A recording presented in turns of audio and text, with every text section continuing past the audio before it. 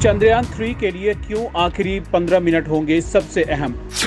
इन्हीं 15 मिनटों में 30 किलोमीटर की ऊंचाई से नीचे उतरना शुरू करेगा चंद्रयान। इस दौरान यान की गति में कई बार होंगे बदलाव। कुछ सेकंड के लिए लैंडर विक्रम को भी किया जाएगा बंद। चंद्रयान 3 पृथ्वी की कक्षा से निकलकर चांद की कक्षा की ओर बढ़ चला है। वह चंद्रमा की कक्षा में पहुंचेगा, फिर उसकी कक्षा में परिक्रमा करते हुए अपने ऑर्बिट को छोटा करता जाएगा, फिर चांद की सतह पर उतरेगा। पिछली बार चंद्रयान 2 भारतीय समय के अनुसार रात में उतरा था। चंद्रयान 3 23 अगस्त की शाम 5:47 पर चांद की सतह पर उतरेगा। पर इन सब के बीच सबसे ज्यादा अहम होंगे इसके आखिरी 15 मिनट। भारत के तीसरे चंद्र मिशन चंद्रयान 3 को 14 जुलाई को श्रीहरिकोटा के सतीश धवन अंतरिक्ष केंद्र से सफलतापूर्वक लॉन्च किया गया था। अब यह पृथ्वी की सबसे बड़ी कक्षा 71,351 किलोमीटर गुणे 233 किलोमीटर में है। अब यह पृथ्वी की कक्षा से निकलकर आधा सर्पिल रास्ता तय करके चांद की कक्षा में चला जाएगा। अगर सब कुछ योजना के मुताबिक रहा तो लैंडर विक्रम 23 अगस्त को शाम 5:47 पर चंद्रमा की सतह पर उतरेगा। उस समय हम सभी की निगाहें चंद्रयान पर अटकी होंगी। हम सभी ये प्रार्थना कर रहे होंगे कि वो सकुशल चांद की सतह पर उतर जाए। पिछली बार चांद के दक्षिणी हिस्से पर चंद्रयान 2 ठीक तरीके से लैंड नहीं कर पाया था और उसका संपर्क फिर इसरो से टूट गया था। इसके बावजूद ये अभियान तमाम सीख दे गया। उसी के आधार पर चंद्रयान 3 को बनाया गया कि जो दिक्कतें 4 साल पहले चंद्रयान 2 की लैंडिंग में हुई थी वो इस बार न हो। वैसे ये तो पक्का है कि सबसे ज्यादा सांस रोककर इंतजार करने वाले पल आखिरी 15 मिनट के ही होंगे। ये इस मिशन का शायद सबसे अहम समय होगा। 23 अगस्त को जैसे ही शाम के 5:32 बजेंगे तब इसरो के कंट्रोल सेंटर्स और दुनिया भर के स्पेस स्टेशनों के जरिए इस पर नजर रख रहे वैज्ञानिक सक्रिय हो जाएंगे।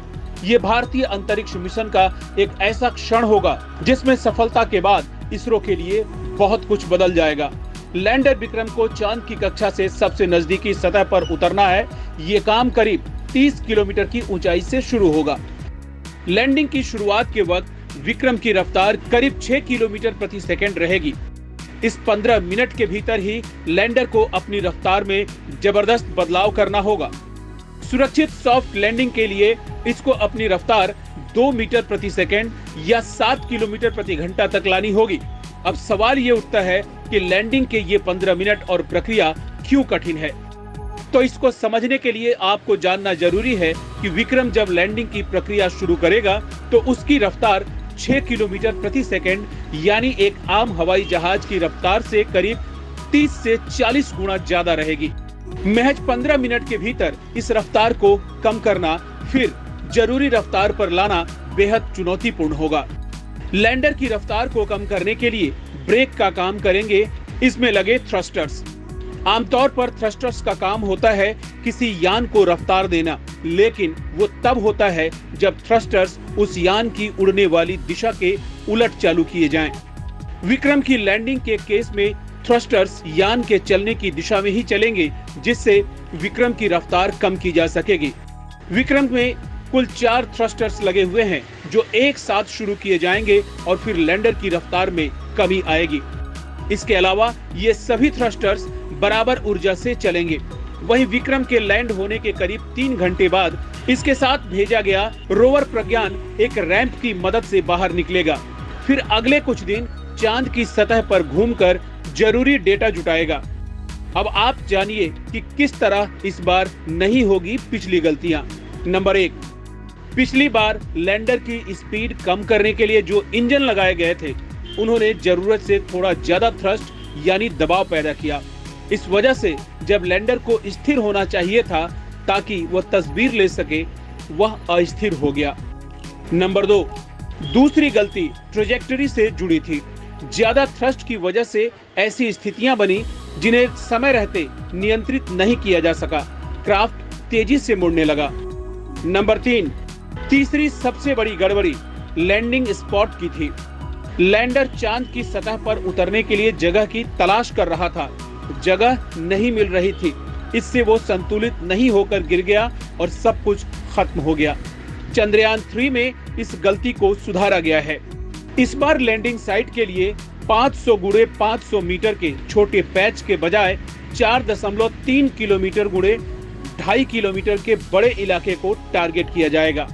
वहीं इस बार चंद्रयान 3 की ईंधन की क्षमता भी बढ़ाई जाएगी, ताकि अगर लैंडर को लैंडिंग स्पॉट ढूंढने में मुश्किल हो तो वह किसी वैकल्पिक लैंडिंग साइट तक पहुंच जाए। इसमें ईंधन की कमी जैसी बाधा न आए। चलिए अब आपको बताते हैं कि लैंडिंग से पहले वो आखिरी 15 मिनट की चुनौतियां। नंबर 1, लैंडिंग की अवधि काफी खतरनाक होती है। लैंडिंग के लिए ऐसी जगह चुननी होगी जो समतल और सॉफ्ट हो। नंबर 2, चांद के दक्षिणी हिस्से की सतह काफी ऊबड़-खाबड़ है, जिसमें गड्ढे और पहाड़ हैं। नंबर 3, लैंडिंग की सतह 12 डिग्री से ज्यादा ऊबड़-खाबड़ नहीं होनी चाहिए, ताकि यान में किसी तरह की गड़बड़ी न हो। नंबर 4, चांद की सतह पर उतरने के बाद 3 घंटे तक विक्रम सतह का जायजा लेता रहेगा। नंबर 5, करीब 3 घंटे बाद विक्रम का दरवाजा खुलेगा, फिर अंदर से प्रज्ञान बाहर निकलेगा। नंबर 6, जब चंद्रयान 3 की दूरी केवल 10 मीटर रह जाएगी तो उसके 13 सेकंड के अंदर यह चांद की सतह को छू लेगा। नंबर 7, 400 मीटर की ऊंचाई पर ही इसरो के कंट्रोल रूम से विक्रम को थोड़ी देर के लिए बंद किया जाएगा। और नंबर 8, चांद की सतह पर उतरने के 15 मिनट बाद लैंडर विक्रम वहां की पहली तस्वीर इसरो के कंट्रोल रूम में भेजेगा।